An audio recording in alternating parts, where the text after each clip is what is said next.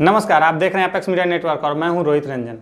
इन दिनों बिहार की सियासत काफ़ी गर्म है। बिहार की सियासत के गर्म होने की वजह बताएं तो पप्पू यादव की गिरफ्तारी, जाप सुप्रीमो और पूर्व सांसद पप्पू यादव की गिरफ्तारी से बिहार की जनता खासी नाराज दिख रही है। बिहार की सियासत इन दिनों काफ़ी गर्म है। बिहार के सियासत के गर्म होने की वजह बताएं तो पूर्व पार्षद और जाप सुप्रीमो पप्पू यादव की गिरफ्तारी। पप्पू यादव की गिरफ्तारी से बिहार की जनता में एक सरकार के प्रति नाराजगी का माहौल है। जहां एक और जनता पप्पू यादव की गिरफ्तारी को सरकार की नाकामी बता रही है, वहीं विपक्षी पार्टियां भी सरकार पर जमकर आरोप लगा रही है। यहां तक कि सरकार के सहयोगी पार्टियां जीतनराम मांझी और मुकेश सहनी ने भी अपने ट्वीट के जरिए पप्पू यादव की गिरफ्तारी को असंवेदनशील बताया है।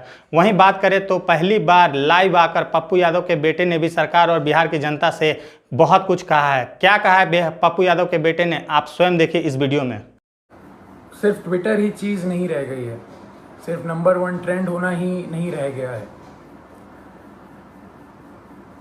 जब ऐसा व्यक्ति अकेला पड़ जाए जो रात दिन सेवा करे लोगों की और लोगों के लिए ही जिए, अपना सब कुछ छोड़ के, अपना सब कुछ त्याग के। हम लोग उन्हें बोलते थे आ जाइए, आप वापस आ जाइए, ठीक नहीं है, रिस्की है, सही नहीं रहेगा। मगर उनका एक ही कहना था हमेशा कि बिहार के लोगों को मेरी ज़रूरत है और मैं बस वही कर रहा हूँ। अपने बारे में, अपनी जान के बारे में बिल्कुल ना सोचते हुए वो बस आप लोगों के लिए काम रात दिन करते रहे। हॉस्पिटल में छापा मारना हो तो पप्पू यादव जाएंगे, खाना देना हो तो पप्पू यादव देंगे, दवाई देना हो तो पप्पू यादव देंगे, बेड चाहिए, ऑक्सीजन चाहिए, एम्बुलेंस चाहिए तो पप्पू यादव करेंगे। अभी हमारे बीच पप्पू यादव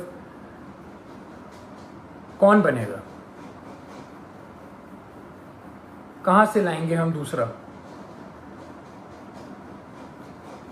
हम उन्हें अकेला इस टाइम पे नहीं छोड़ सकते। मैं बेटा हूँ इसलिए ये सारी बातें कर रहा हूँ, नहीं। अगर मैं सिर्फ एक बेटे की तरह सोचता तो शायद मैं उनको ज़बरदस्ती बहुत पहले घर बुला चुका होता, पर मैं एक नागरिक की तरह सोचूं तो बहुत बुरा लग रहा है। जो आदमी रात दिन एक करके सिर्फ दूसरों के लिए जिए और उसके साथ ऐसा अन्याय हो, ये बिल्कुल मंजूर नहीं है, ना हम लोगों को मंजूर करना चाहिए। मैं पहली बार आया हूँ आप सबके सामने और ये बिल्कुल भी एक्सेप्ट करने वाली चीज़ नहीं है जो हुआ है मेरे पिता के साथ। कल से हुए जा रहा है और अभी भी हो रहा है। बाढ़ का पानी हो, बाढ़ के पानी में चलना हो, या इस महामारी के टाइम पे हॉस्पिटल जाना हो, या भीड़ में जाना हो, या मुर्दा घर जाना हो, तो सिर्फ पप्पू यादव ही जाएगा। और जेल जाना हो तो सिर्फ मेरे पिता पप्पू यादव ही जाएंगे। ऐसा क्यों? ऐसा मैं समझ नहीं रहा हूँ, ऐसा हो क्यों रहा है? ऐसा होता क्यों है? हमेशा एक आदमी जब दूसरों के लिए जिए जा रहा है 2400 घंटे, तो जब उसको ज़रूरत पड़ती है तो वो हमेशा अकेला कैसे पड़ जाता है? हमेशा उसकी आंखों में आंसू रहते हैं हर एक काम करने के बाद। हम अकेले पड़ जाते हैं, उसका पूरा परिवार अकेले पड़ जाता है। हम क्यों अकेले रह जाते हैं जब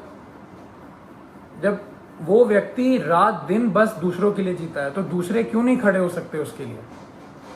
क्यों नहीं आवाज निकाल सकते? क्यों नहीं हम, अगर एक पप्पू यादव बिहार के लिए इतना कर सकता है तो सोचिए 2 पप्पू यादव या 10 पप्पू यादव या 1 लाख पप्पू यादव कितना करेंगे। मैं कहूँगा मेरे पिता का नाम सिर्फ एक नाम नहीं है, वो सिर्फ एक व्यक्ति नहीं है, वो एक जुनून है। जो वो जुनून हर एक के अंदर रहता है। मेरे अंदर भी है, मेरी बहन के अंदर भी है, मेरे भाई के अंदर भी है, और आप सब के अंदर। वो सारा जुनून एक साथ अगर काम करे तो हमारा जो पहला पप्पू यादव है वो कभी अकेला नहीं पड़ेगा। मैं दिल से खुशगुजार हूँ आप सबका कि हम सब ने कल बहुत बहुत प्यार दिया, बहुत स्नेह दिया मेरे पिता को। पर अभी रुकने की बारी नहीं है। उनको अभी तक हरास किया जा रहा है। जैसे कल रात से वो सोए नहीं हैं, खाए नहीं हैं, उनको दवाइयाँ उनको दवाई खानी होती है, उनको शुगर है, उनका 1.25 महीने पहले ऑपरेशन हुआ है, राइट पैर की नसें उनकी वीक हैं तो खून सर्कुलेशन नहीं होता है उनके राइट पैर में अच्छे से। और किस जुर्म में ये सज़ा उनको दी जा रही है, मैं ये पूछना चाहता हूँ।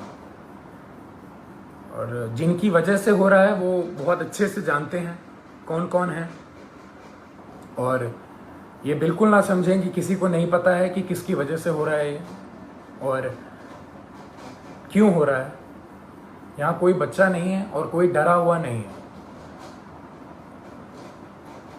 पप्पू यादव ना कभी किसी से डरा है, ना कभी डरेगा। जब ये जुनून हर एक के अंदर है और हर एक बंदा, हर एक माँ, हर एक बेटी, हर एक भाई जब उसके पीछे खड़ा रहेगा और उसको पूरा विश्वास है कि हर एक बिहार का व्यक्ति उनके साथ है, वो कल साबित हुआ है। मैं बस ये कह रहा हूँ कि वो सिर्फ कल पे ही सीमित नहीं होना चाहिए, ये मुहिम चलती रहनी चाहिए। यही मेरे पिता का सबसे बड़ी जीत है। उनको पद से कोई लेना देना नहीं है। उनकी सबसे बड़ी जीत ही इसमें है कि उनके साथ सारे सच्चे लोग खड़े रहें, पूरा बिहार खड़े रहे, बिहार खुश रहे। उनकी सबसे बड़ी जीत यही है।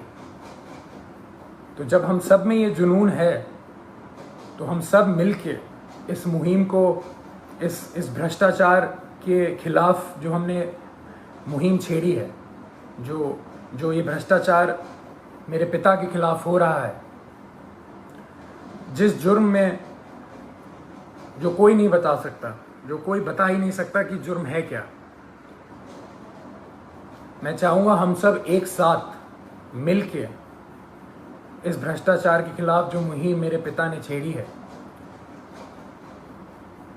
लाखों की कतार में हम एक सब मिलके इसके खिलाफ आवाज़ उठाएं और मेरे पिता को जो जीत हमेशा देखी है उन्होंने बिहार के लिए, वो रास्ता, वो राह, वो पथ पे हम सबको चलते रहना है। इसी में उनकी सबसे बड़ी खुशी और सबसे बड़ी जीत है।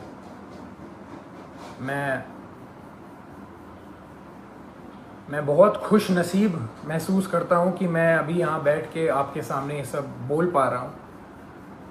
ये मेरे पिता का संघर्ष ही है जो इतना प्रेम उन्हें मिलता है, और उनके नाम की वजह से मैं यहाँ पे बैठा हूँ तो आप सबके बीच में मेरी आवाज़ जा पा रही है। उनके संघर्ष को हम सबको मिलके उसकी आग को उठा के ही रखना है, बुझने नहीं देना है।